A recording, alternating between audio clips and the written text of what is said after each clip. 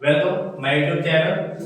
10th class का bio का syllabus Hindi medium Bihar board का सबसे फर्स्ट चैप्टर हमारा है जैव डायग्राम पोषण, सेकेंड हमारा है श्वसन, थर्ड में है परिवहन, फोर्थ में है उत्सर्जन, 5 है नियंत्रण एवं संवेग, 6 है जनन, 7 है आनुवंशिकता तथा जैव विकास और लास्ट हमारा चैप्टर है हमारा पर्यावरण।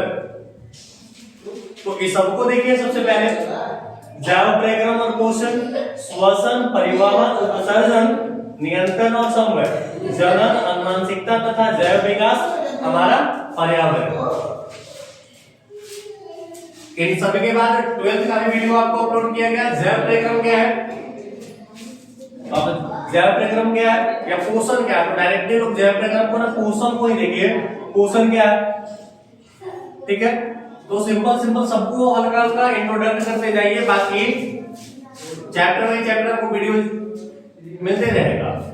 पोषण क्या है, तो पोषण जो होते हैं कि पोषण दो प्रकार के होते हैं, एक स्वपोषण और दूसरा परपोषण। देखिए क्या है स्वपोषण क्या है, परपोषण क्या है।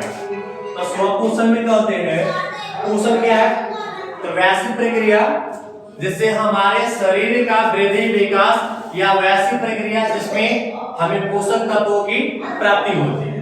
वैसी प्रक्रिया जिससे हमें पोषक तत्वों की प्राप्ति होती है उसे पोषण कहते हैं। पोषण सामान्यतः दो प्रकार के, स्वपोषण और परपोषण, ठीक है। स्वपोषण किसे कहते हैं, तो वैसी प्रक्रिया या पोषण की वैसी प्रक्रिया जिसमें जीव अपने भोजन के लिए किसी दूसरे पर आश्रित नहीं होते हैं, बल्कि प्रकाश संश्लेषण के क्रिया के द्वारा अपना भोजन का निर्माण करते हैं, उसे स्वपोषण कहते हैं। इसके अंतर्गत केवल हरे पेड़ पौधे आते हैं, इसके अंतर्गत केवल हरे पेड़ पौधे आते हैं, यानी कि वही जीव इसमें आएंगे जिसमें क्लोरोफिल पाए जाएंगे। क्लोरोफिल सनलाइट से अभिक्रिया करते हैं, यानी कि स्वपोषण सिर्फ और सिर्फ पौधे में हो। परपोषी किसे कहते हैं, तो वैसे जीव जो अपने भोजन के लिए किसी दूसरे जीव पर या किसी दूसरे पर प्रत्यक्ष रूप से आश्रित होते हैं, उसे परपोषी कहते हैं। जैसे हरे पेड़ पौधे को छोड़कर सभी जीव परपोषी।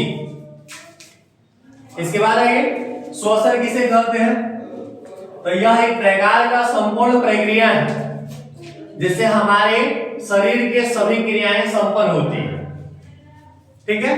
अब जो होते हैं कि श्वसन सभी जीव करते हैं, श्वसन करने का सभी का अलग अलग स्रोत है और अलग अलग पार्ट्स हैं जिनसे वो श्वसन क्रिया करते हैं।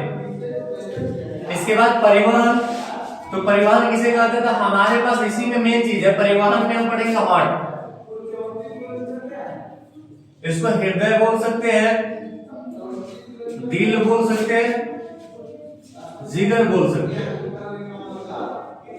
इसमें क्या है कि मेन ट्रांसपोर्ट यही करता है। ट्रांसपोर्ट क्या, परिवहन क्या है, तो एक स्थान से दूसरे स्थान तक किसी वस्तु को ले जाने या लाने की प्रक्रिया को परिवहन कहते हैं।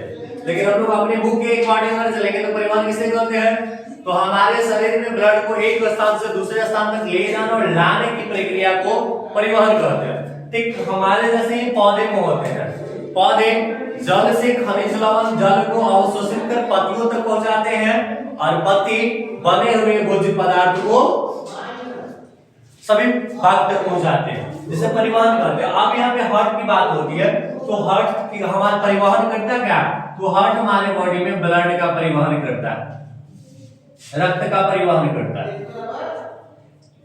इसके बाद आता है नियंत्रण एवं उत्सर्जन। उत्सर्जन क्या है, तो हमारे शरीर से बेकार पदार्थ को बाहर निकलने की प्रक्रिया का उत्सर्जन करते हैं, जैसे मूत्र, पसीना इत्यादि सारे उत्सर्जित पदार्थ है जो हमारे शरीर से बाहर निकलते हैं। इसके बाद है नियंत्रण एवं संवेग। इसमें मेन रूप से हम पढ़ेंगे मस्तिष्क हार्मोन, किस उम्र में कौन सी हार्मोन निकलती है, कब निकलती है और कैसे निकलती है, इस पर कंट्रोल कैसे किए जा सकते हैं। 6th चैप्टर है जनन। जनन क्या है, तो जीवों की वैसी प्रक्रिया जिससे वे अपने ही जैसे संतान को जन्म देते हैं। इसके बाद आनुवंशिकता तथा जैव विकास। आनुवंशिकता में पढ़ना है, अगर माँ गोरी है बाप काला है तो संतान कैसा होगा। आनुवंशिकता के पिता मेंडल को कहा जाता है। इसके बाद है हमारा पर्यावरण।